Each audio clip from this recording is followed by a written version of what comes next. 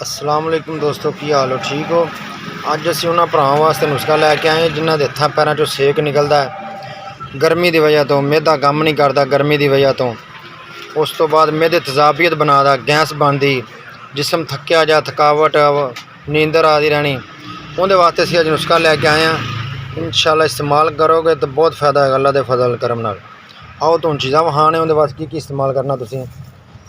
ऐ इमली, खुशक इमली, और इहदे नाल तुसीं इक लैना है आलू बुखारा, खुशक आलू बुखारा। ये तुसीं 5 दाने लैने इमली दे ते 3 दाने लैने आलू बुखारे दे। 1 गिलास पानी लैना है, कच्चा लैना गिलास, कच्ची मिट्टी वाला गिलास। उहदे विच इन्हां दोवां नूं भें देना, रात नूं भें के सुबह उठ के इन्हां नूं अच्छी तरह मधानी नाल ग्राइंड करके इन्हां नूं, उस तो बाद इहदे काला नमक इस्तेमाल करना है, चीनी इस्तेमाल करनी। सुबह खाली पेट 1 गिलास तो 2 गिलास इस्तेमाल करो। इंशाअल्लाह जिन्हां भरावां दे हत्थां पैरां चों सेक निकलदा है या खाली पैरां चों सेक निकलदा है, शुगर तो इलावा जिन्हां दे पैरां सेक निकलदा है, मैदा तेजाबियत बनाता है गर्मी की वजह तो, इंशाअल्लाह इस्तेमाल करोगे तो सानू याद करोगे। और साडे चैनल नूं सबसक्राइब करा करो, लाइक करा करो, साडी वीडियो अच्छी लगे तो कमेंट करा करो।